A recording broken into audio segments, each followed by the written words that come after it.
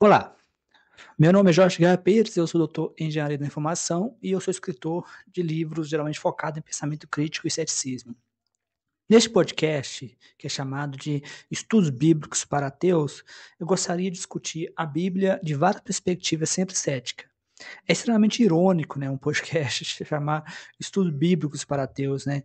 Isso, na verdade, como eu abordo nos meus livros, vem de uma visão equivocada, um estereótipo de que somente os crentes se interessam pela Bíblia, o que é um estereótipo falso, né? Como eu abordo nos meus livros, existe um número enorme de ateus que se interessam pela Bíblia. O José Saramago, o ganhador do Nobel de Literatura, Bertrand Russell, que foi um ganhador de Nobel de Literatura, na verdade, pesquisas confirmam isso, pesquisas feitas com exame estatístico confirmam que os ateus não somente se interessam pela Bíblia, como sabem mais de Bíblia do que os crentes. Então, assim, é mais um estereótipo. Então, não é uma coisa nova, não é uma coisa diferente. Atualmente eu tenho dois livros que eu gostaria de recomendar, que eu publiquei, seria a Bíblia, um livro científico, e de Bíblia, a Fábrica de Absurdos. No total são quase 1000 páginas, no qual eu falo da Bíblia sob perspectivas diferentes. De Bíblia, a Fábrica de Absurdos, eu falo dos absurdos narrativos.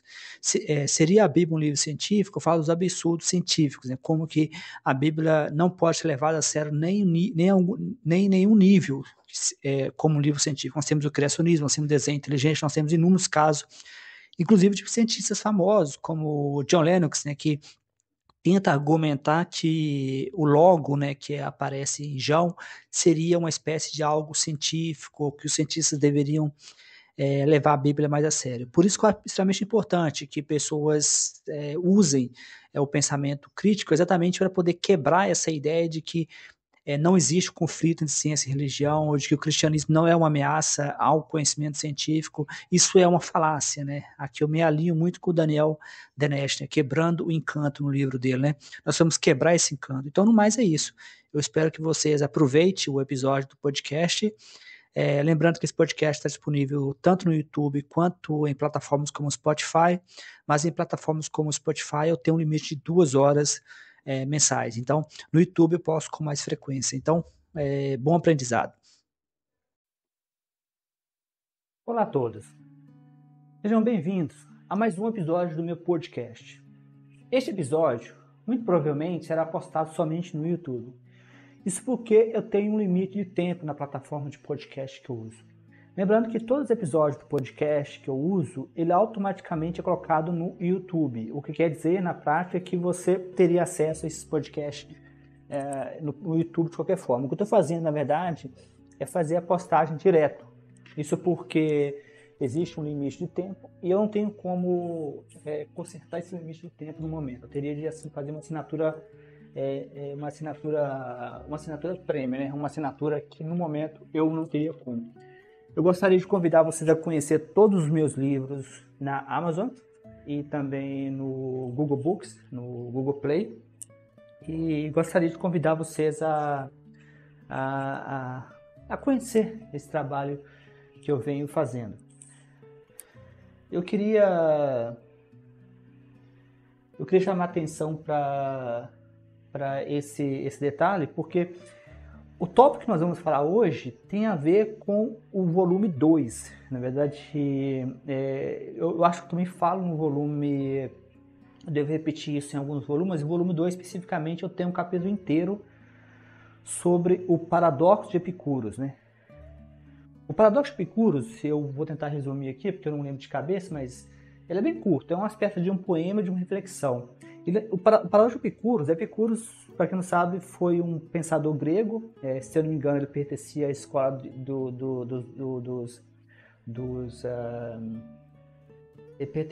ele era um dos estoicos, mas eu tenho certeza que ele era um pensador grego, e na época ele fez essa provocação, né? Eu não lembro muito bem se foi direto para os cristãos. Eu acho que foi porque ele questionava a ideia do Deus Todo-Poderoso, né? Que o Deus Todo-Poderoso, ele é onisciente, onipotente, onibenevolente, ou benevolente, né? Onibenevolente, né? O benevolente, que é mais fácil de falar. Que a ideia de que ele é todo-poderoso, ele é bondoso, ele é misericordioso, ele sabe de tudo. Então, o que Epicuros desafiou é que esses três atributos não podem coexistir. Como, por exemplo, Epicuro trouxe para a atenção de que se ele é todo poderoso, ele pode evitar o mal e ele não faz, então ele não é benevolente. Isso faz parte, é um poema de Epicuro que é bem curto, são algumas páginas.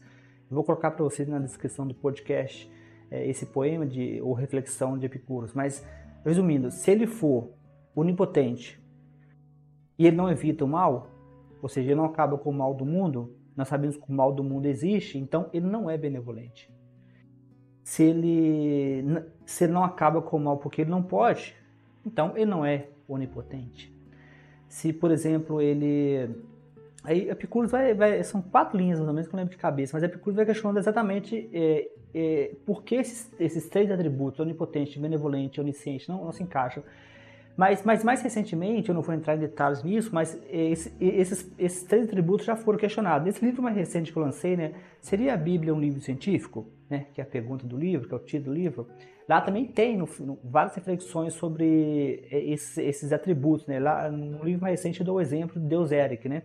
O Deus Eric é uma provocação que a gente faz com os cristãos online sobre eu definir um Deus chamado Eric, e esse Deus só tem um atributo, né, que é comer outros deuses. Né? Mas isso é uma provocação que é muito fácil definir Deus por atributos, né? Não é difícil. E no caso do atributo de todo-poderoso, onisciente, onipotente, benevolente, tem várias formas de você ver que isso não funciona. Uma delas é o paradoxo de Epicuro. A segunda tem o paradoxo, o fatalismo teológico, né, acho que é o nome, que é a ideia de que livre-arbítrio e onisciência e onipotência não pode coexistir. Mas isso eu vou deixar para outro podcast. Mas nesse caso, eu vou trazer para vocês essa reflexão usando a história de Jó. A história de Jó é uma das histórias mais famosas, né? Uma das histórias mais famosas da Bíblia.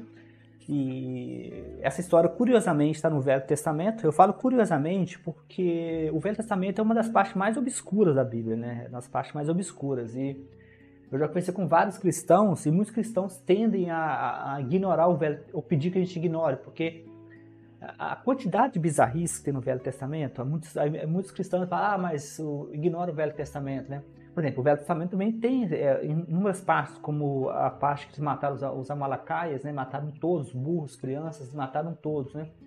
Eu estava vendo uma reportagem de uma discussão no qual ainda existem cristãos que dizem que se os amalacaias estivessem vivos, eles matariam todos, né? Tem cristão falando isso, né? Eu já vi algumas discussões.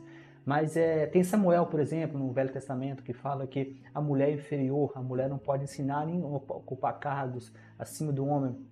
Eu cito alguns desses exemplos durante os meus livros, especialmente no volume 2, especialmente no volume mais recente, que seria a Bíblia um livro científico? É uma pergunta que eu faço no volume mais recente. Então, eu acho, na minha visão como ateu, eu acho bizarro que uma das histórias mais importantes da Bíblia seja também no Velho Testamento, que é exatamente o que eles tendem a... Eu já conversei com vários cristãos presencialmente, né, e já vi discussões online também, e muitos tendem a querer ignorar ou a ignorar o Velho Testamento, né? Porque assim, eu sempre fico me perguntando, como ateu, né? Como ateu, eu sempre me perguntando como que as pessoas, os religiosos, né, os crentes decidem o que é, o que não é certo, o que pode, o que não pode, né? Porque se você pega uma parte de história de Jó do Velho Testamento, a pergunta é, por que você não pega o resto, né? Aí você pode dizer, mas porque a história de Jó é interessante. Eu não acho que a história de Jó seja interessante, como não é interessante o dilúvio, né? Eu vou discutir aqui com vocês por que eu acho que a história de Jó ela é uma história que mais levanta dúvidas, especialmente sobre o paradoxo de Epicuro, né? Que Epicuro ele faz um paradoxo de 4 linhas, 3 linhas. Não lembro de cabeça, mas é muito curto o paradoxo de Epicuro. Mas só esse paradoxo curto de Epicuro já trouxe uma provocação que nunca foi resolvida. Santo Agostinho, eu comento no volume 2, Santo Agostinho tentou resolver isso, né? Santo Agostinho disse algo do tipo que Deus não é responsável pelo mal, né? Mas aqui na história de Jó, Deus é responsável pelo mal. Você vê claramente que... Eu só deixo para vocês um vídeo que uma amiga me mandou. Eu vou mandar esse episódio do podcast para ela, como convite para refletir comigo. Ela me mandou o vídeo, eu assisti o vídeo, não assisti o vídeo todo, vou ser honesto, mas eu assisti parte do vídeo. e que fala da história de Jó. Mas o rapaz que fala, ele não é um apologético, né? Nós falamos no episódio anterior que é um apologético cristão. Ele é um pregador mesmo, sabe? Então, ele está falando para pessoas que já compartilham da mesma fé dele. Eu compartilho. Então, eu vou deixar para ela o convite para ela assistir. Se ela assistir, se ela decidir ouvir esse podcast, esse episódio, eu gostaria de convidar ela a refletir comigo, né? Sobre o meu posicionamento sobre a história de Jó. Não é a primeira vez que eu vejo a história de Jó, eu já havia visto antes, é tanto que você vai ver que já aparece nos livros anteriores. A primeira vez que eu vi a história de Jó foi uma provocação em um grupo de ateístas, né? Uma provocação em um grupo de ateístas, que é um meme, né? É uma piada que eu coloco, eu vou deixar para vocês um link para postagem de blog que eu fiz sobre esse episódio, e lá tem o diabo conversando com...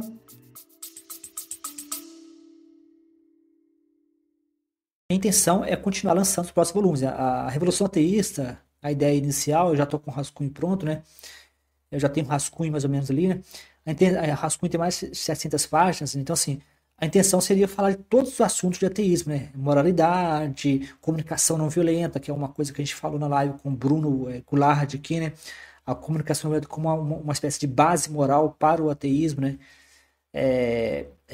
Você pensar em uma base moral para o ateísmo como espectro, né? Ou seja, como várias formas do ateu encontrar uma espécie de base moral, né? Que não seja baseado na religião, no cristianismo. Então, a Revolução Ateísta é isso. Eu lancei o volume 1, né? E pretendo lançar os próximos volumes. A intenção é ser um livro que tente abordar basicamente todos os tópicos, né, sobre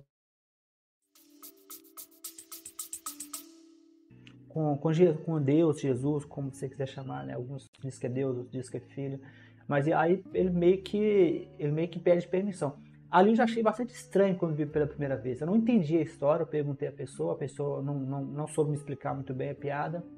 Depois eu decidi pesquisar eu mesmo, né? Eu busquei, né? Eu usei inteligência artificial para fazer isso.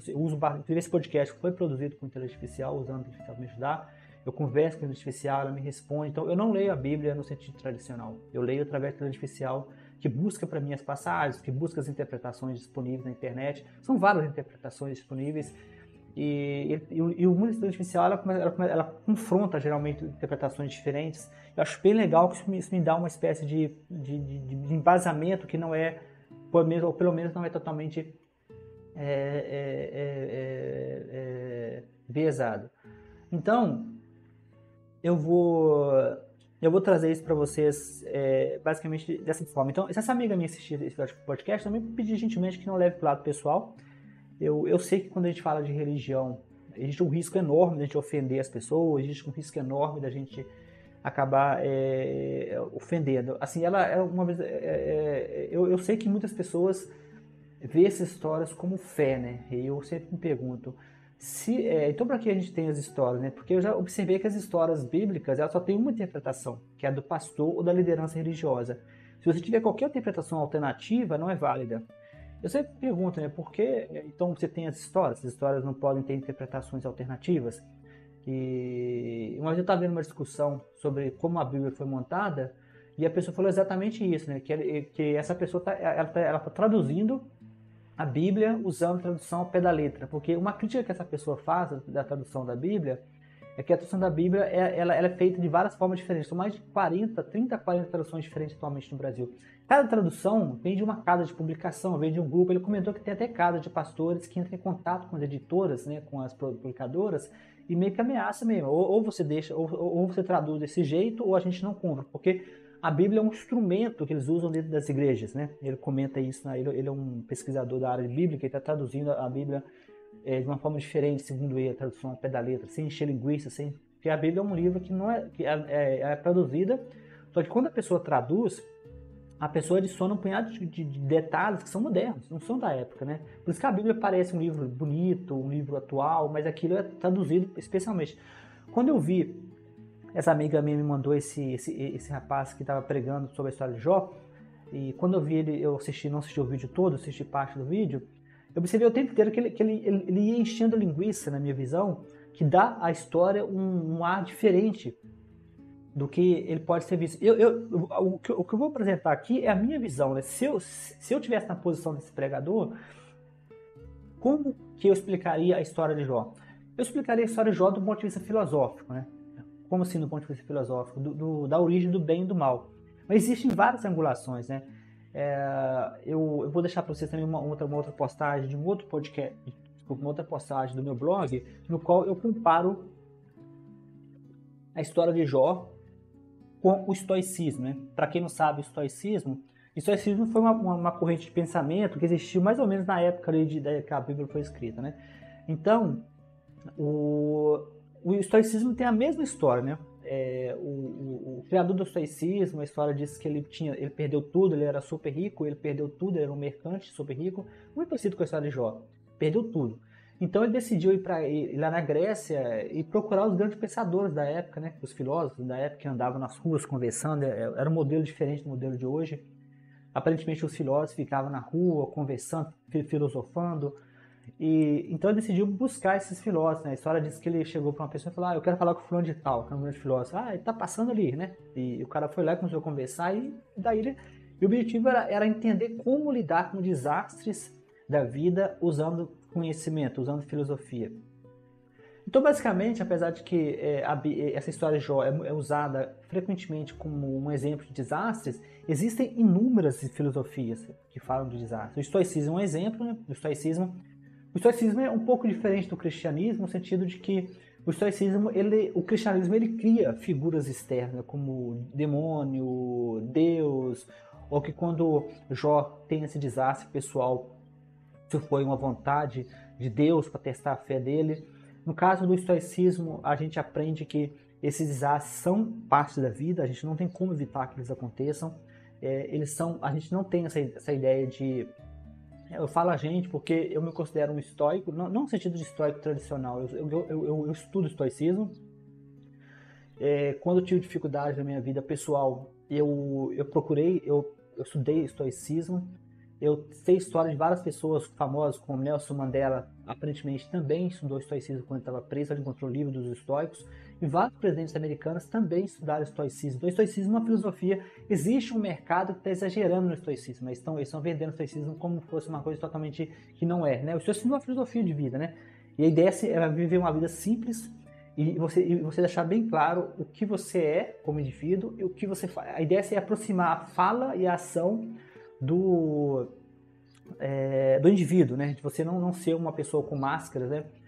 É bem curioso que o estoicismo surgiu também da mesma forma que o cristianismo surgiu. Se você pega a história do cristianismo e começar a estudar o cristianismo, você vai ver que o cristianismo ele tem toda uma história de moralismo, né? Que aparentemente o mundo estava tendo uma decadência moral. Então, todo o cristianismo ele é criado em torno desse moralismo, né? De que o cristianismo é necessário. Até hoje nós temos essa ideia de que você precisa ser cristão para ter uma moral superior. E Sam Harris discute muito isso nos livros dele, como vários livros recentes que ele lançou, eu tenho visto várias palestras dele sobre isso. O nosso desafio como ateístas é mostrar para as pessoas que você pode ter uma moral, você pode ser uma pessoa moral, respeitosa, sem necessariamente ser cristão. Né? O cristão ele roubou várias coisas do mundo, entre elas a ideia de moral. Né? E o estoicismo surgiu também numa decadência moral. Então você vê o seguinte, ó, você tinha a Grécia Antiga, você tinha a decadência moral da Grécia Antiga, né? que foi a decadência moral, a hipocrisia geral, corrupção. E você tem as narrativas bíblicas, né? Que inclui o dilúvio, a história de Jó. E você tem, de outro lado, os estoicos, né? Que vieram também com o mesmo objetivo. Vale nota que quem não sabe a história de Jesus, eu deixo para vocês também um vídeo para uma palestra onde que a pesquisadora fez doutorado na área, ela explica, Jesus foi criado numa... A gente não sabe exatamente, né? Se Jesus existiu ou não, a gente não sabe. Existe um consenso, a maioria diz que ele existiu.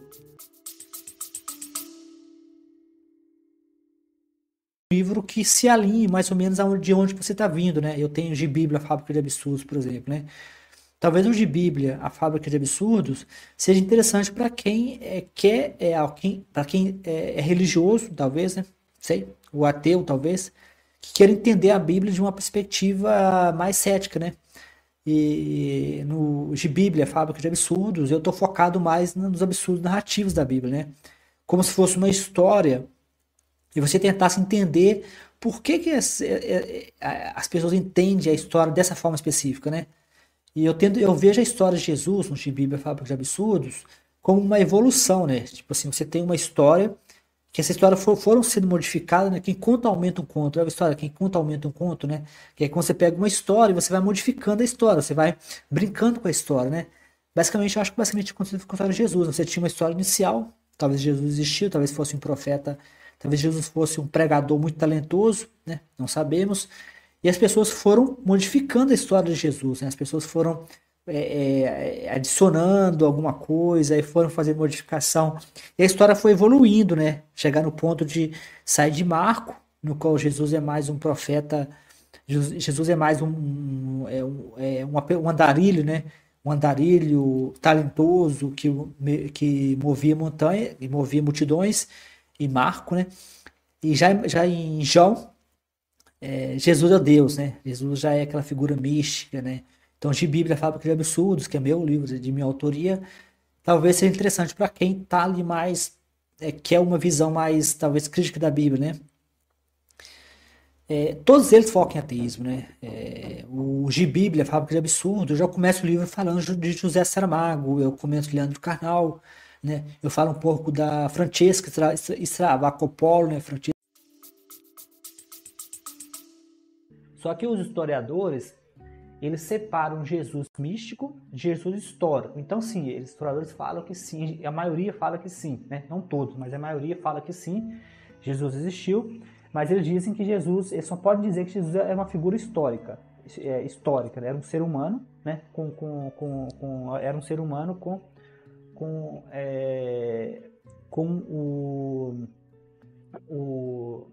era um ser humano com uma visão histórica, né? Agora sim, e o Jesus místico, né? A figura mística. O que podemos dizer sobre a figura mística? Não tem como dizer muito. O meu livro, seria a Bíblia um livro científico? Ele, na verdade, é uma tentativa de responder essa pergunta que os historiadores não podem responder e não conseguem responder. Porque o que o historiador faz? O historiador, ele vai pegando fontes, ele vai lendo várias fontes e vai cruzando essas fontes, né? Depois que ele cruza essas fontes, ele consegue, a pesquisadora explica no vídeo dela como que eles fazem isso, mas é uma metodologia, né? Eles usam uma metodologia de linguagem, compara o estilo de escrita. Então, eles não chegaram à conclusão de que Jesus existe porque existe um livro confiável que diz que Jesus existe. O que eles fizeram, na verdade, foram cruzar várias fontes, né? É tanto que tem outros pesquisadores, né? Esse está em inglês, vou mandar para vocês, é um filósofo, que dizem que não, né? Usaram metodologia diferente. Então, a existência do nome de Jesus vem de metodologias. Então, essa pesquisadora disse que ele existiu, né? Muito provavelmente ele existiu, ele era de zona rural. Depois que ele morreu, os seus seguidores, né, com medo de que a história de Jesus desaparecesse, na época era muito comum isso, né, pelo que eu entendi da explicação dela, ela é uma historiadora, era muito comum fazer isso, né, você tentar fazer com que a herança, a vida de seu familiar continuasse. Então Jesus não era uma exceção, né? Então o que eles fizeram? Eles foram para a cidade, né? Foram para Roma. Então o que é o seguinte, que existe sim uma possibilidade enorme que eles tiveram contato sim, com o estoicismo, que tiveram contato com os filósofos gregos. Então eu queria falar para vocês sobre a história de Jó, né? Vamos falar um pouco da história de Jó, depois dessa introdução longa, né? Então, o primeiro ponto na história de Jó, né? Eu não vou contar toda a história, mas resumindo, eu vou deixar para vocês um vídeo, um pregador, né? Apesar dele ser um pregador, e talvez vocês vão precisar ter paciência, porque a linguagem é bem de linguagem de quem já acredita, né? Não é uma linguagem filosófica, ele não é apologético, ou seja, ele não tem uma linguagem filosófica, ele tem uma linguagem de falando para pessoas que já acreditam, ele está apenas reforçando a fé da pessoa, né? Mas, basicamente, se eu entendi bem a história, já ouvi a história mais de uma vez, Jó era uma pessoa, era um fiel de Deus, era um cordeiro, era uma pessoa que realmente acreditava em Deus, era uma pessoa que era totalmente e esse pregador, ele explica isso, mas não sei até que ponto ele está enchendo linguiça ou até que ponto isso realmente está na Bíblia, né? Isso eu teria de conferir, né? O que é encher linguiça e o que está de lá de verdade, né? Mas aparentemente o Satanás andava, acho que eu achei bizarro foi isso, né? O Satanás andava, tipo, na minha cabeça, né? Até o pregador achou engraçado, né? Ele chegou a comentar isso, né? Ele chegou a falar um pouco, achei engraçado, né? O Satanás andando de bobeira, tipo num quarto mesmo, no jardim, o Satanás está lá andando de bobeira, aí Deus inicia a conversa, né? algo do tipo, como está o meu servo Jó, e ele, Satanás explica que ele é um servo fiel e daí pra frente. Essa parte mais bizarra, né? Que se Jó era um servo fiel, né? Era um servo já fiel, mas por que raio Deus vai arruinar a vida do sujeito, né? Mas isso para mim não faz nenhum sentido, porque isso para mim, vamos lembrar que Deus é onisciente. Se ele é onisciente, ele não precisa de que você prova, não deveria precisar de nenhuma prova, porque ele já sabe, né? Ele já sabe o que você vai fazer, ele já sabe, e ele também é onipotente. Eu quero dizer o seguinte, que qualquer coisa que você faça não tem nenhum efeito nele. Então, para que ele vai precisar de você ficar provando sua fé? Então, aí, pelo que eu entendi bem, Deus ele permite, o que mais bizarro é que Deus dá a permissão, né, para o diabo fazer isso, né? Ou seja, ele permite. Não é que ele. Então isso entra no paradoxo de Epicúros, né? Muitos cristãos aparentemente não aceitam que Deus é responsável pelo mal, porque é muito bizarro. No caso de Santo Agostinho, aparentemente ele falou que não. Deus não é responsável pelo mal. O que, nesse caso de Jó, está totalmente se contradizendo, né? Que o cristianismo é todo o cristianismo é esse balaio de gato, é esse retalho de argumentações, né? Santo Agostinho, que foi um dos cristãos aparentemente mais importantes, eu entendi bem da história, ele redefiniu o que é ser cristão. E aparentemente Santo Agostinho fala que não, e no meu livro, volume 2, eu uso Santo Agostinho como base. Eu não uso essa ideia de Jó, essa ideia de que se você pegar Jó, por exemplo, você chega à conclusão de que Deus é sim responsável pelo mal, né? Mas se você pegar Santo Agostinho, né, que seria aparentemente um dos cristãos mais importantes, ele chega à conclusão de que Deus não é responsável pelo mal. Então, nesse caso de Santo Agostinho, eu estou usando Santo Agostinho no volume 2, eu não estou usando Jó, né?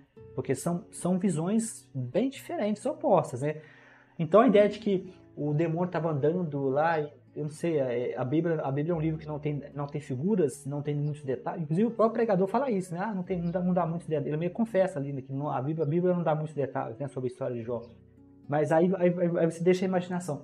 Esse que é o perigo, porque para a época, se você pega a Bíblia e os históricos de quando a Bíblia foi escrita, era um período muito escroto da vida, né? As pessoas sofriam muito, os judeus eram escravos, né? Então você pode pensar que a Bíblia foi escrita por pessoas que eram escravos, que tinham mentalidade de escravos e que viviam em um mundo de escravos, né? Nós vivemos 2000 anos depois, no qual não temos mais escravos. Os direitos humanos são recentes, né? Tem pouco tempo que os direitos humanos surgiu. Os direitos da criança também são recentes. Então, muito do que hoje nós temos como Estado laico, como Estado moderno, não existia na época da Bíblia. Então, é meio bizarro que a gente use uma história tão cruel, né? Porque você aceitasse a se subordinar, né? Ou seja, todas as histórias bíblicas, né? Histórias em geral, elas têm mensagens repetitivas de subordinação, de humilhação. Tem até um vídeo que eu vou trazer, que eu deixo para você, vou ver se eu acho esse vídeo, no qual a pessoa usou Nietzsche, né? Se eu entendi bem, usou Nietzsche, porque Nietzsche era bastante crítico do cristianismo, Nietzsche era muito crítico à religião. E ele fala sobre isso, que o cristão ele sofre psicologicamente por causa disso, porque essa mensagem de submissão, né? Essa mensagem constante de submissão a Deus. Então, a história de Jó é um exemplo, né? O cara tá lá, o cara é fiel a Deus, o cara é... O pregador, ele dá alguma justificativa por que Deus faria isso, né? Novamente, eu não sei até que ponto esse pregador está enchendo linguiça, né? Como eu falei, a Bíblia ela é uma tradução... Já é uma tradução que enche linguiça, porque os textos originais da Bíblia são muito difíceis de ler, eles não têm orações subordinadas, são todos em orações, se eu entendi bem a história, são todos em orações, são todos pedaços que são ordens, né? Aí os tradutores em português colocaram em formato moderno, que é sujeito, verbo e predicado e orações subordinadas, que a linguagem portuguesa é recente. E a linguagem que a Bíblia foi escrita não era nenhuma linguagem, a Bíblia foi escrita... na época não existia uma linguagem, né? Não existia linguagem. Então o pessoal que escrevia na Bíblia era analfabeto. Então eles criaram uma linguagem que é exatamente como você fala. Seria como você pegar uma pessoa que comete erros de português, quem escreve sabe que existe um distanciamento forte em como você fala e como você escreve. E nós sabemos que pessoas analfabetas, a minha mãe infelizmente é analfabeta, eles tendem a escrever do jeito que eles falam. Então você vê que eles cometem erros. Tipo, eu mesmo tenho muita dificuldade com o português. Até hoje eu tenho muita dificuldade, porque é muito difícil, às vezes, você saber a diferença entre algo que você lê e algo que você escreve. Algumas palavras são difíceis para mim. Até hoje eu não consigo escrever. Eu preciso ficar o tempo inteiro olhando dicionários, usando artificial, que agora tem artificial muito bom, artificial ajuda a gente a corrigir. Então, eu não escrevo de forma natural. Eu tenho muita dificuldade de escrever. A minha mãe também tem, analfabeta. Basicamente todos têm. Mas a Bíblia foi isso. A Bíblia foi um grupo de analfabetos, né, que não sabiam ler nem escrever. E eles criaram uma linguagem que replicava essa fala. Então, esse que é o problema. O problema é que a linguagem não é uma linguagem fácil. É tanto que esse rapaz que está traduzindo a Bíblia, que é o Luiz Oswaldo, né, Ribeiro, no meu livro eu cito ele muito, né, ele está fazendo uma tradução ao pé da letra, ele comenta isso, que é um livro difícil de ler. Ele até falou que a tradução dele vai ser difícil de ler. A tradução dele falou que é para pesquisador, não é para crente, né? Ou seja, não é para quem já idolatra. E nem é para ensinar em igrejas, né? É uma tradução para pesquisa. Então, essa história de Jó, ela traz novamente, né? Então, ou seja, alguns pontos da história de Jó que eu acho curiosos, né? Primeiro, Deus começa a conversa, né, com Satanás, né? Ou seja, não é o Satanás que inicia a conversa, né? Segundo, Satanás está como subordinado, né? Que tem até a expressão de Calvino, que o próprio pregador comenta isso, que ele chega a comentar de que Calvino falou isso, é verdade, eu conferi, é fato, o Calvino mesmo falou isso mesmo, que o Satanás é o cachorrinho de Deus, né? Então isso mostra uma submissão. Se mostra uma submissão, o Satanás é capanga, né? Ou seja, ele é capanga de Deus. Então o que Deus está fazendo na verdade é usar uma figura para poder fazer o trabalho dele, né? Ou seja, ele é cúmplice, né? Se você diz para uma pessoa que... Então assim, aí o religioso ele nunca consegue, na minha opinião, eu tenho conversado algumas vezes com religiosos, tanto presencialmente quanto visto com discussões online, o religioso parece não conseguir enxergar isso, que existem várias, eu já conversei com vários crentes ou vários evangélicos, eu tenho amigos evangélicos, e às vezes eu confronto eles com esses paradoxos, essas ideias, e as respostas são bem variadas, né? As respostas não são iguais, né? Às vezes eu tenho a impressão de que muitos deles nunca nem pararam para pensar nisso. Aí quando eu confronto eles dão uma resposta meio que rápida ali, defensiva, né? Por exemplo, a história de Jó, já conversei com uma evangélica da Igreja Assembleia de Deus e assim, você vê que a pessoa fica desarmada ali na hora, porque acho que ela está tão acostumada a ouvir a mesma versão do pastor ali, sem questionamento, porque um dos motivos que a gente lê... Por que eu, Jorge Guerra Pires, leio muitos livros? Porque cada livro que eu leio, ele desafia uma visão que eu não tinha. Assim, é muito fácil você ficar na sua cabeça ouvindo as mesmas versões. Quando você lê um livro, você está desafiando essas versões. Então, os motivos que eu escrevi meus livros sobre a Bíblia, ou sobre cristianismo, ou sobre religião, não é para criticar a religião no sentido de que eu estou fazendo piada de religião. A pessoa pode interpretar como piada, mas não é piada. Na verdade, eu estou querendo propor para que as pessoas reflitam sobre a religião. Então, o meu objetivo é pegar o ateu, que odeia a religião, e fazer ele refletir sobre a religião de forma madura. Não é somente fazer piada, é refletir também. E pegar, talvez, o cristão moderado e fazer ele refletir sobre a religião. É possível, sim, fazer. Eu sei porque eu já vi vários depoimentos online de ex-cristãos americanos, especialmente, né? Eu não sei, eu tenho que acompanhar mais os brasileiros, mas eu tenho que acompanhar mais os americanos, que todos eles eram cristãos, começaram a refletir sobre a Bíblia e viraram ateus, né? Tem uma piada, né? Isso é uma piada, então eu espero que você leve pro lado que vocês levem para o lado de piada, que é uma piada em inglês, eu vou traduzir o pé da letra. Compre uma Bíblia e não leia, seja um católico. Compre uma Bíblia, leia somente os pedaços que te interessam, seja evangélico. Compre uma Bíblia e leia de cabo a rabo e seja um ateu. O Leandro Carnal falava isso também, né? Que a melhor forma de você formar um ateu é mandando ele para o seminário. Né? Manda alguém para o seminário que vai virar ateu. O Luiz Oswaldo, que está traduzindo a Bíblia ao pé da letra, ele comenta que ele também era religioso. Ele era da Igreja Batista, né? Ele comentou que ao começar a estudar, ir para o seminário e continuar, foi assim que virou ateu. Ele virou ateu estudando a Bíblia, né? Hoje ele estuda a Bíblia, faz traduções, faz textos, tudo mais, mas ele falou que ele é ateu. Ele não acredita em Deus, apesar de ele conhecer a Bíblia de cabo a rabo. Então, eu queria que você refletisse sobre 2 pontos sobre essa história. Por exemplo, resumindo, Deus iniciou a conversa. Então, Deus é o agente que inicia a conversa. e Satanás age como subordinado. Então essas duas observações nos sugerem claramente que existe uma submissão de Satanás, né? E eu queria trazer para você outro ponto. Outro ponto que esse rapaz, esse pregador, né, eu deixo para vocês o vídeo deles, né, o vídeo dele, tá no blog, o vídeo dele. Eu queria agradecer minha amiga por ter mandado o vídeo, eu achei interessante o vídeo. Ele comenta de calvinismo, né? Ele fala que Calvino falava que o Satanás é o cachorro de Deus, né? Ou seja, submisso. Mas Calvino também, não necessariamente Calvino, mas tem uma frase que fala: o trabalho dignifica o homem, né? O trabalho dignifica o homem. Isso é calvinismo, né? Apesar de que Calvino nunca citou essa frase diretamente, né? Não é uma citação direta, ela reflete um princípio central do calvinismo, né? Que é o pensamento. Calvino acreditava que o trabalho era uma vocação divina, né? E por que a gente tem que prestar atenção nessa palavra vocação divina, né? O motivo que a gente tem que prestar atenção é que trabalho sempre foi coisa de escravo, né? Hoje, trabalho é coisa de pobre, só pobre que trabalha, né? Então, é por isso que o calvinismo é muito usado em sociedades capitalistas, como os Estados Unidos, é muito calvinista. E trabalho, antigamente, na Grécia Antiga, era visto como coisa de escravo. O escravo trabalhava e os intelectuais pensavam. Mesmo hoje, né, eu aqui vou citar Gessé Souza, uma entrevista que ele deu que eu achei muito boa, que Gessé Souza comenta sobre isso, que a empregada vai sempre trabalhar braçal, enquanto que o filho da empregada será mandado para uma universidade para estudar. Eu, por exemplo, como eu sou pobre, eu sou filho de pobre, família fodida.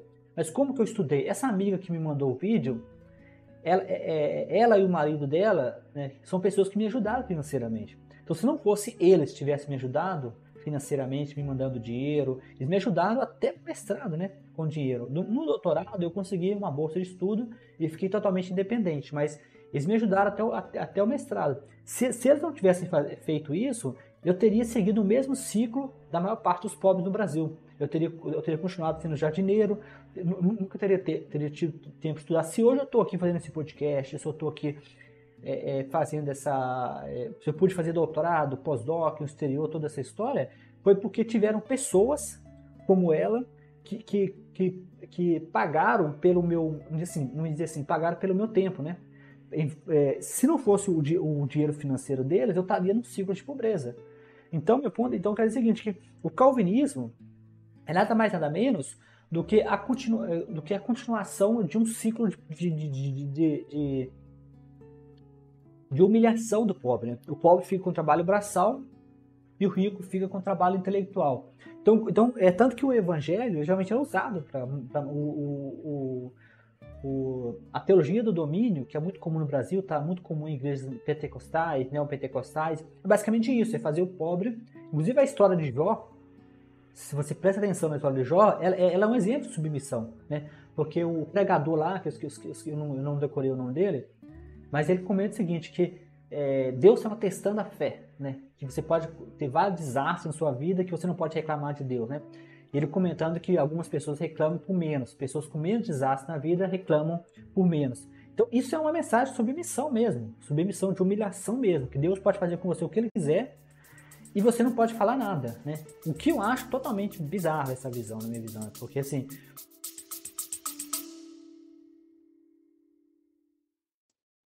Olá, nós vamos fazer uma pequena pausa no show, né? Nós vamos voltar em breve.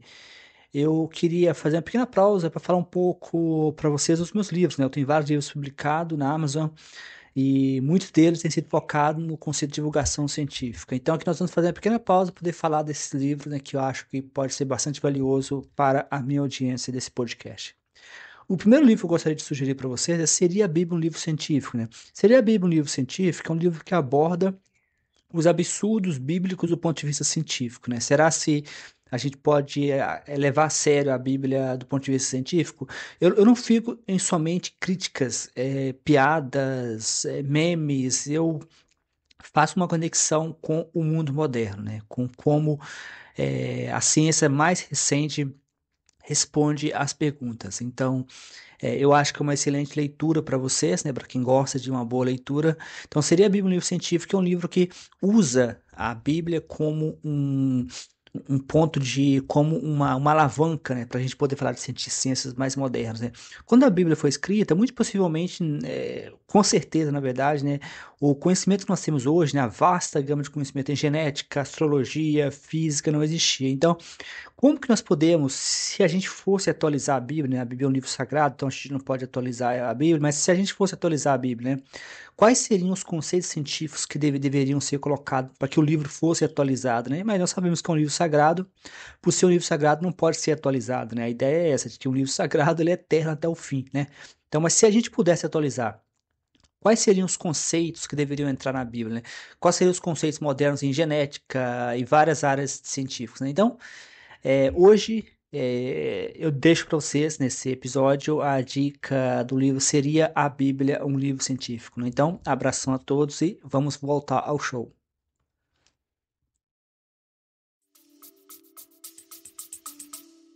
Se eu idolatrasse uma figura qualquer e essa figura me humilhasse, isso sinceramente, eu não quero fazer parte dessa figura. Eu não aceito ser humilhado por ninguém, nem mesmo por Deus. E todo ser humano deveria ter dignidade suficiente, ter honra suficiente de ser um ser humano e não se curvar diante de uma cruz, né? Tem um meme na internet que eu adoro, que é o sujeito a evolução do sujeito e aí no final ele se curva diante de uma cruz, né? É o meme com relação à evolução da religião. Religião, especialmente o cristianismo, é uma humilhação do ser humano, né? É uma humilhação da gente, é uma humilhação do humano. A história de Jó é um exemplo clássico, né? Então, esse princípio esse princípio que eu comentei para vocês, o trabalho dignifica o homem, é uma ética protestante no trabalho, que a ideia de que essa ideia da teologia do domínio é basicamente isso, é uma forma de você fazer o cara trabalhar e se fuder e nunca reclamar, enquanto que o rico continua rico. Então essa ideia de que é cachorrinho de Deus, né, que é uma ideia de João Calvino, né, ou seja, que João Calvino foi um teólogo reformador e aparentemente ele teve ali algum contato com Lutero inclusive Luiz Oswaldo, né, que é o cara que está traduzindo a Bíblia, o pesquisador traduzindo a Bíblia, ele comenta que esses Calvino, Lutero, eles fizeram uma merda, fizeram uma bagunça quando eles fizeram essa reforma, porque é só você olhar no Brasil, o nível que chegou às igrejas evangélicas. No livro eu comento isso. Tem igrejas com nomes totalmente bizarros, né? E virou uma suruba mesmo, né? Atualmente o evangelho. Então, ou seja, eu vou deixar para vocês mais detalhes, né? Mais detalhes, eu vou deixar para vocês esse material que eu estou usando para preparar o podcast, usando artificial para fazer para mim esse resumão, mas Satanás, eu acho bizarro essa parte, né? Que Satanás andar como se fosse um capacho, né? Como se fosse um capacho, como se fosse colega de quarto ou colega de casa, e Deus fosse o proprietário da casa, Deus fosse o dono do pedaço, e ele vai lá e decide expulsar Satanás, porque existem até algumas piadas, por que ele expulsou Satanás, né? Tem uma piada de um podcast de Atheist Experience, que é um podcast em inglês, The Atheist Experience, ou seja, a experiência ateísta. É um podcast em inglês muito famoso, e recentemente eu estava vendo um episódio que eles falaram isso. A piada seria por que Deus expulsou Satanás do paraíso, né? E uma das piadas que saiu, eu gostei, foi que Deus pediu Satanás para dar uma voltinha, vai lá, busca para mim uma coisa no mercado. Só que Satanás descobriu que tinha um lugar muito melhor para fazer festa, porque Deus naturalmente era um cara chato, né? Era um cara que não deixava ninguém fazer festa, não gostava de deixar ninguém se divertir. E o cara e Satanás vai e descobre que na Terra é muito melhor, né? Você pode fazer festa, você pode fazer farra, o paraíso é muito chato. Claro, é uma piada, né? Isso é o que a gente faz nesses podcasts de ateísta. Então, assim, uma coisa interessante é que a narrativa inicia, a narrativa do livro, né? Do livro de Jó, apresenta um conceito surpreendente, né? Que Satanás é o acusador. Ele não aparece como arqui-inimigo de Deus, né? Vamos lembrar que isso é o Velho Testamento, né? Ou seja, o Velho Testamento é uma das visões mais bizarras que tem inclusive tem muitos cristãos, né, modernos que que tem muitos cristãos modernos que simplesmente ignoram, ou pelo menos acham que ignoram, né? Às vezes eu acho que eles dizem que ignoram, mas eles não sabem, por exemplo, que a história de Jó é Velho Testamento, né? Essa moça que eu conversei sobre a história de Jó, ela também defendia o Velho Testamento, mas na época eu não sabia que Jó era do Velho Testamento, né? Mas Jó é do Velho Testamento. Mas sim, como parte então ele não era arqui-inimigo, ele era parte da corte celestial. Aqui vale uma nota interessante, né? Que a Torá, né? A Torá, né? Que atualmente é usado no judaísmo, muitas pessoas falam que a Torá é basicamente o Velho Testamento. E o judaísmo realmente não separa. O judaísmo ele não separa o bem do mal. Então esse paradoxo que existe, o paradoxo de Epicuros, que existe entre Deus responsável pelo mal, separar Deus do mal, esse paradoxo, basicamente, se eu entendi bem, esse paradoxo não existe no judaísmo. Esse paradoxo existe só no cristianismo. Então, o cristianismo tentou criar uma versão Nutella do judaísmo, né? Enquanto que o islamismo criou uma versão violenta mesmo. Então, a versão Nutella do judaísmo, o judaísmo deu origem ao cristianismo e ao islamismo. O cristianismo ele vem evoluindo porque as sociedades que está inserido são todas sociedades democráticas, né? E também Santo Agostinho, comparado com outras lideranças judaicas, outras lideranças islamistas, Santo Agostinho era bem gente boa, né? Apesar de que também não era uma pessoa muito assim legal, né? Eu não acho, né? Mas aparentemente era bem melhor do que as lideranças islâmicas, né? Que transformaram o islamismo nessa coisa violenta. Então, isso é interessante, que ele aparece como parte, né? Quase como um colega de trabalho, como você disse, um colega de quarto, né? Ou seja, eu comentei com a inteligência artificial sobre a minha expressão de colega de quarto, porque assim, quando eu ouço a história de Jó, especialmente quando o pregador falou, eu tenho essa imagem de que os dois viviam numa casa, aí de repente o Satanás está passando ali e alguém pergunta, como foi seu dia? Meu dia foi assim, e aquele cara que tem uma dívida comigo, você conversou com ele? Eu conversei, ele vai pagar, mas faz o seguinte, vai lá e senta fogo na casa dele, porque só para garantir que ele vai pagar mesmo. Ele falou que vai pagar, mas para garantir que ele vai pagar, senta fogo na casa dele, só para lembrar mesmo, certo? Só para saber que realmente que é para pagar mesmo, entendeu? Então assim, é uma história que na minha visão é bem assim, é bem bizarro, mas vamos lembrar, Velho Testamento. Então ele apresenta ele se apresenta junto aos filhos de Deus, né? Ou seja, se eu entendi bem a história, o diabo é um anjo caído, né? Ele aparentemente fazia parte da corte tem uma brincadeira nas redes sociais. O legal de redes sociais é que o pessoal faz muita piada, né? Aí tem uma piada lá que o cara falou comigo assim, nós precisamos nos rebeliar contra Deus, né? Eu falei com ele assim, você sabia que Satanás se rebeliou e se veio?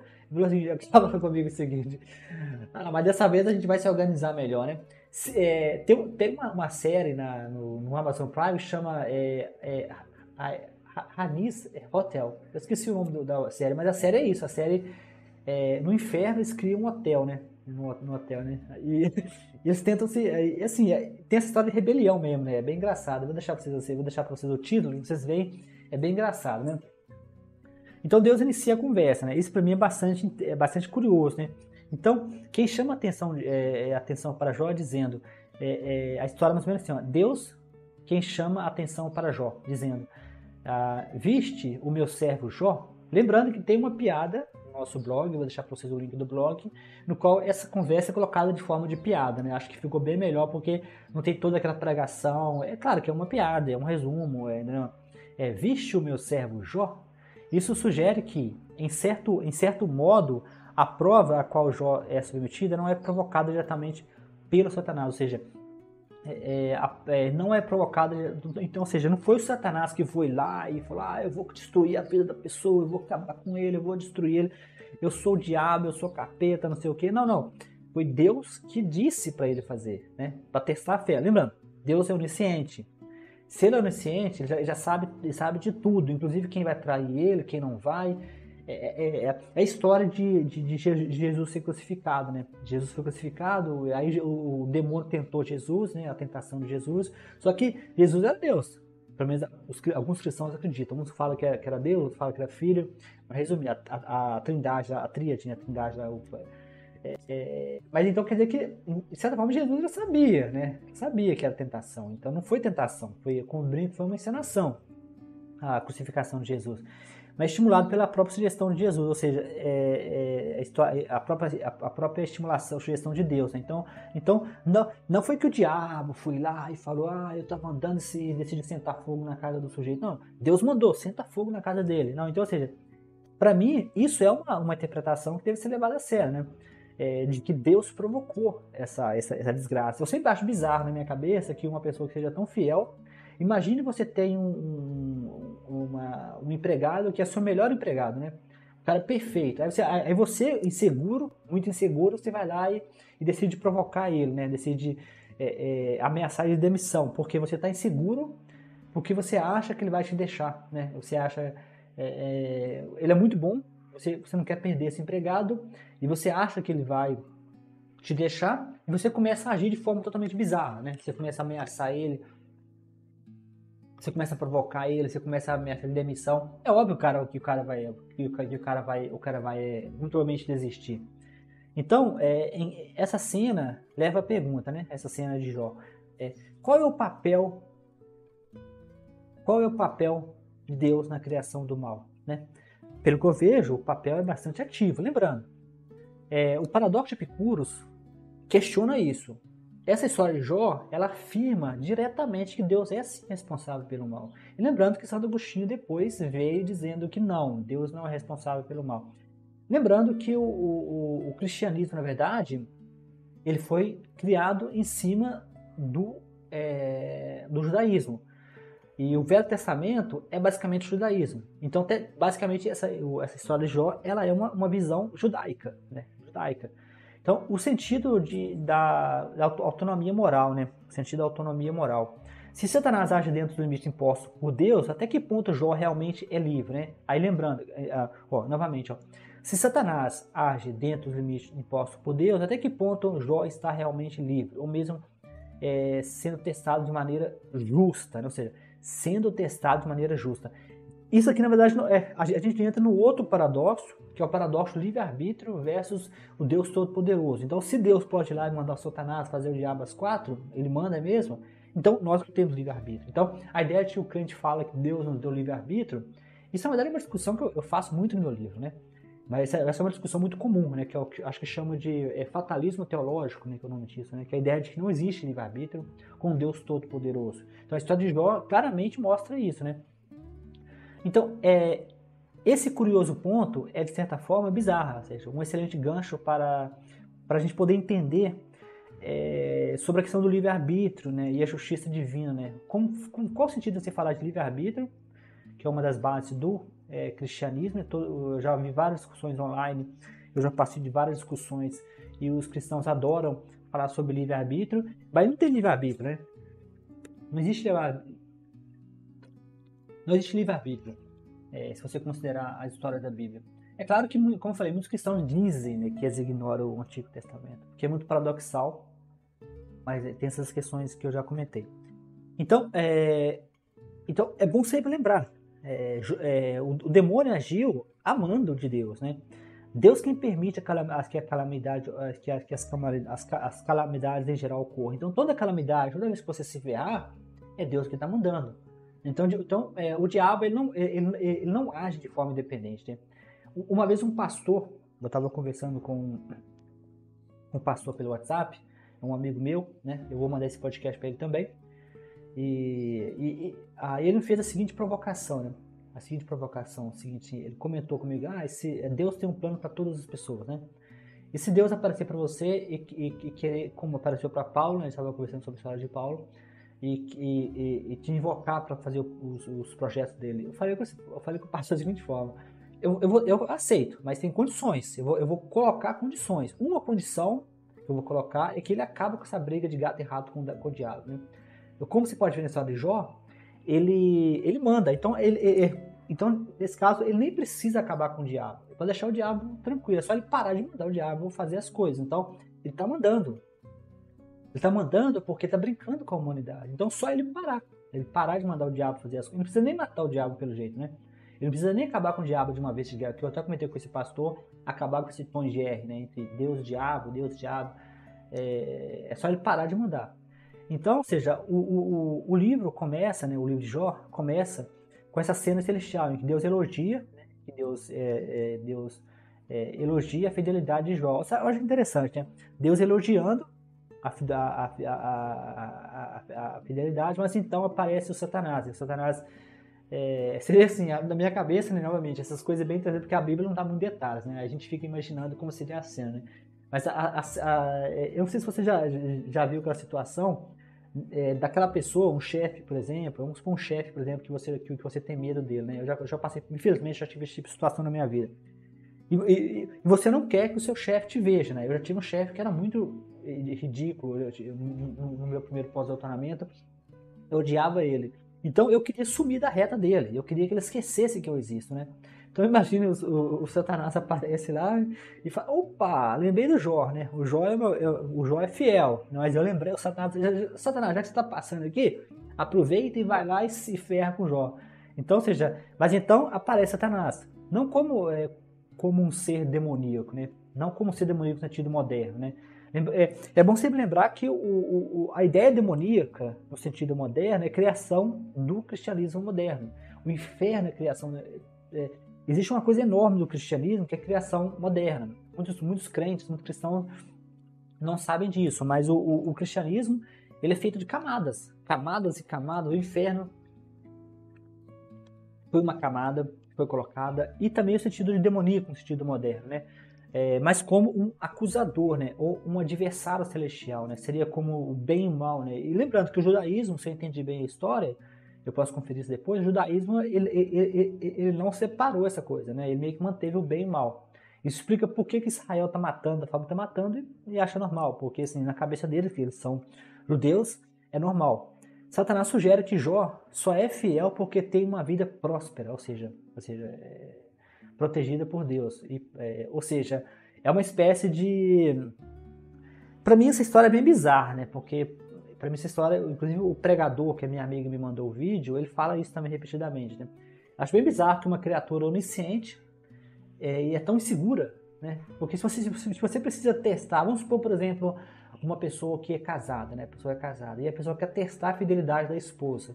Eu acho que isso já é bizarro, né? Você querer testar. Agora imagine uma figura onisciente e onipotente. Ou seja, onisciente que é o seguinte, que tudo que acontecer no futuro ele já sabe. Ou tudo que você pensa, ele já sabe.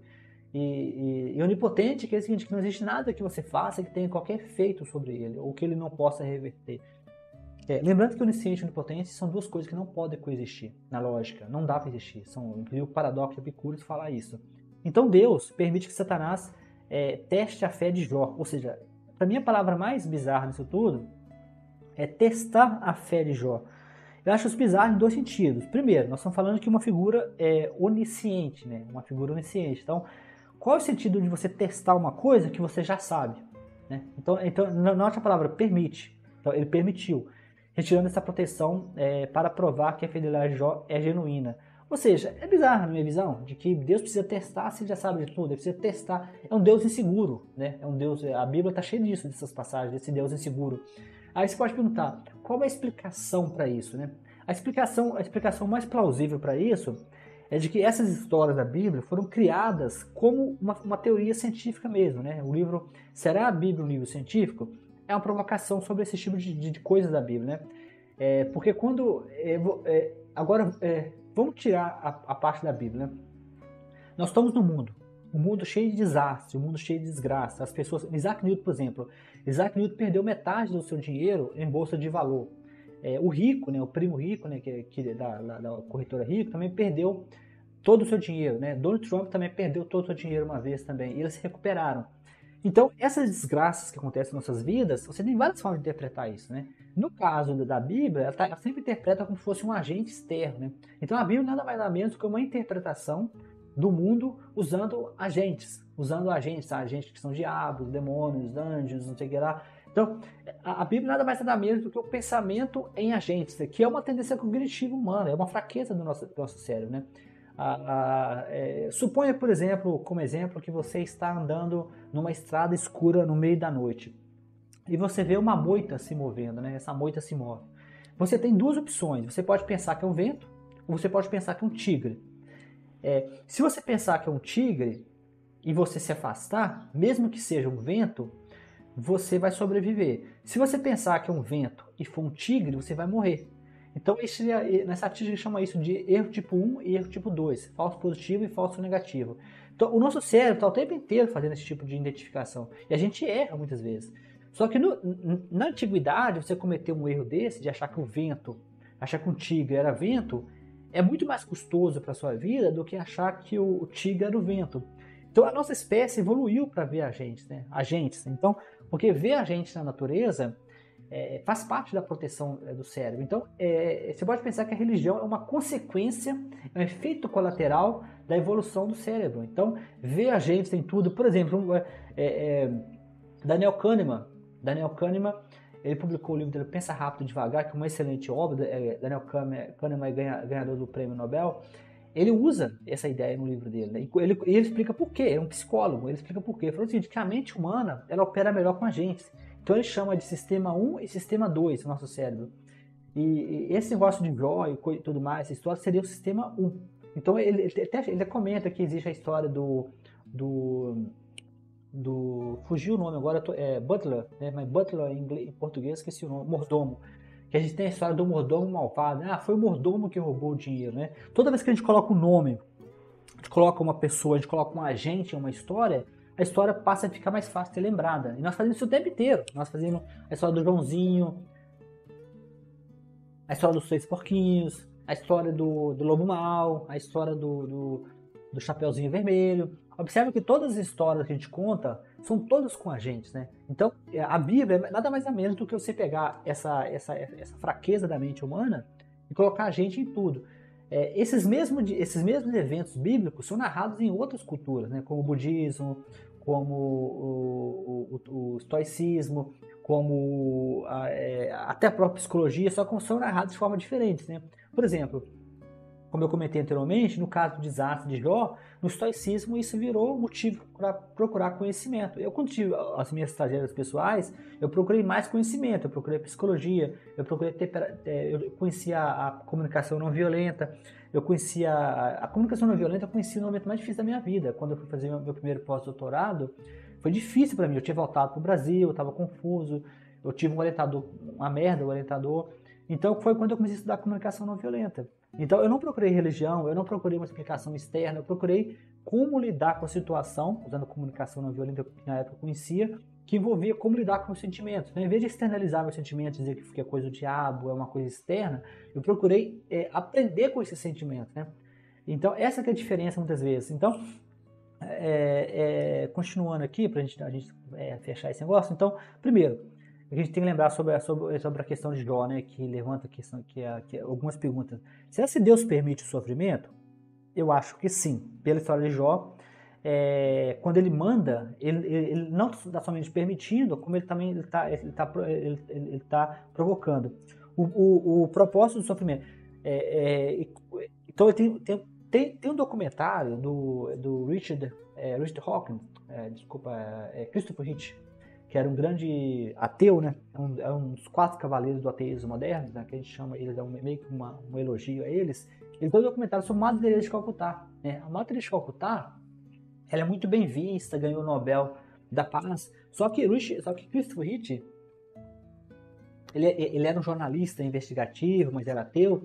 E ele acompanhou a Madre Teresa de Calcutá durante muito tempo, né? Como jornalista. Então ele escreveu um documentário desmistificando a ideia de que ela seria uma figura divina, coisa e tal. Uma das coisas que ele fala é isso, né, que o sofrimento, né, a Madre de Calcutá, ela valorizava o sofrimento como se fosse normal. Ele comentou o seguinte, que muito no documentário, ele mostra alguns vídeos, alguns depoimentos das pessoas, muitas pessoas que estavam morrendo nos hospitais entre aspas, né, na Índia, da Madre de Calcutá, poderiam ir para um hospital normal, mas ela não deixava, porque ela achava que o sofrimento era necessário.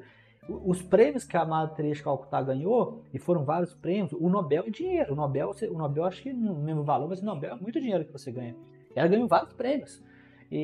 Ela pegou o dinheiro para construir mais hospitais no mesmo formato. Ela poderia ter doado para um hospital. Até uma pessoa lá, uma pessoa que foi entrevistada, falou isso, né, que a Madre Teresa de Calcutá poderia mandar as pessoas para o hospital.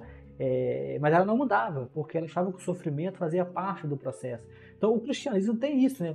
E a Madre Teresa de Calcutá, inclusive o Francisco Nietzsche faz uma crítica forte a ela, que ela gostava do sofrimento, né? Ela meio que achava normal isso, né? Então ela não era essa pessoa que a gente vê, pelo menos o Christopher Hitch comenta isso, achei muito heróico da parte dele quebrar esse mito da Madre Teresa de Calcutá. Então, eu queria comentar uma parte que esse pregador do vídeo fala muito, né? Que ele perdeu tudo em um único dia, né? É uma coisa que ele comenta. E eu fiquei pensando sobre isso, né? O que isso quer dizer, né? E qual é o sentido de você perder tudo em um único dia, né? Eu já pensei muito sobre esse ponto da história de Jó, né? De você perder tudo em um único dia. Eu sempre achei essa parte meio... eu sempre achei essa parte meio bizarra, né? De perder tudo em um único dia. Mas é possível acontecer sim. Eu gostaria de trazer para atenção que no meu livro, Seria a Bíblia um livro científico? Eu tenho várias partes no qual eu comento sobre isso, né? Sobre os exageros numéricos da Bíblia, né? A Bíblia tem vários exageros numéricos. Então, essa ideia de que ele perdeu tudo, da forma como o pregador falou, me parece exagerada, né? De que em um único dia você teria... É possível. A Bíblia, você pode separar a Bíblia em dois grupos de relatos, né? No livro Seria a Bíblia um livro científico, eu comento sobre essas coisas, né? Tem os relatos que são impossíveis, não tem como ter acontecido. Um exemplo é a Arca de Noé. Outro exemplo é Eva. Eva é impossível, ela seria estéril. E Jesus seria muito possivelmente impossível de existir, porque ele não teria o DNA completo. Então são histórias que são impossíveis, pelo menos a forma como eles contaram é impossível. E tem essas histórias de Jó, por exemplo, que primeiro é uma interpretação, leitura do evento externo, usando agentes, né, apenas mais uma forma de interpretar um evento. Né? Teve um evento, uma tragédia de um sujeito chamado Jó. Agora, os crentes da época, né, são os cristãos primitivos, interpretaram como Deus testando a fé dele, que é uma interpretação. Eu interpretaria de outro jeito. Agora tem a segunda, né, os exageros, que foi tudo no mesmo dia. Você pode ver isso de várias formas. Por exemplo, eu já tive situações na minha vida que várias coisas ruins aconteceram no mesmo dia. Eu acho que a Bíblia exagera na história de Jó, mas é possível. O cristão ele trabalha com essa ideia de exagero, né? A Bíblia é cheia de exageros.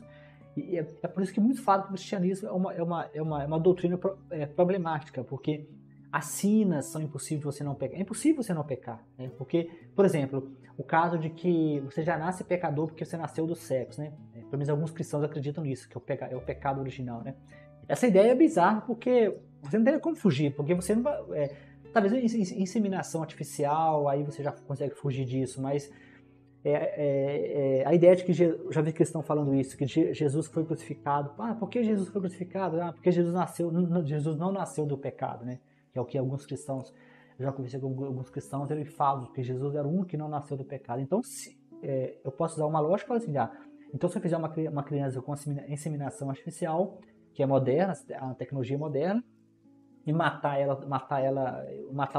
uma por ano, por exemplo, aí eu tô tranquilo, tô de boa. Os pecados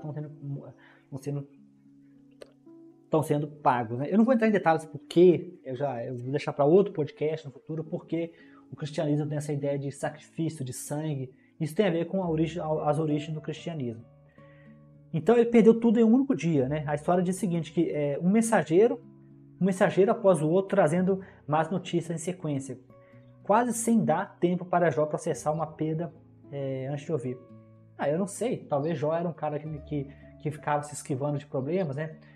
Napoleão Bonaparte falava isso, que ele só lia mensagem depois de 2 semanas, né? Ele esperava 2 semanas para ler as mensagens que chegavam até ele. Então, por exemplo, se Jó for uma pessoa que talvez estivesse muito, muito ocupada na época, nós temos inúmeros exemplos de pessoas que ficam tão ocupadas com algumas coisas que elas param de... Porque nós temos um limite de tempo, nós temos um limite de força mental que nós temos de atenção.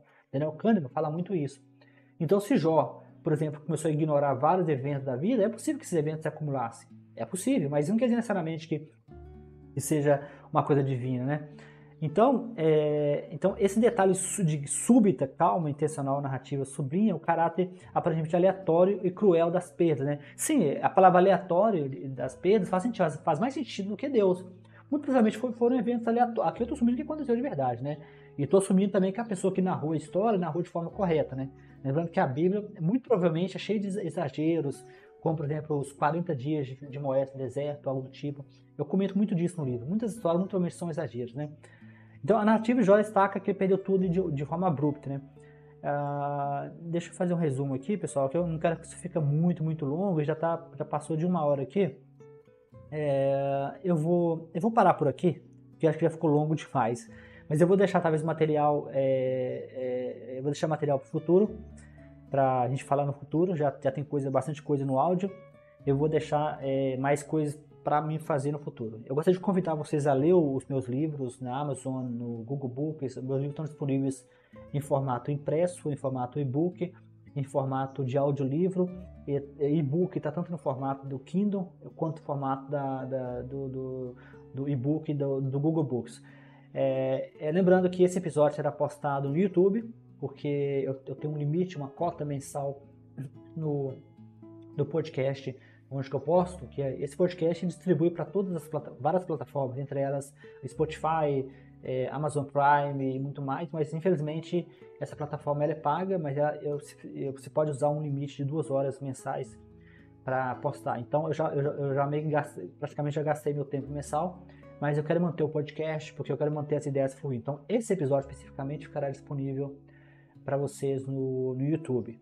Mas lembrando que o podcast é originalmente disponibilizado em várias plataformas de podcast, como Spotify, Google Prime. Então, um grande abraço a todos e boas reflexões.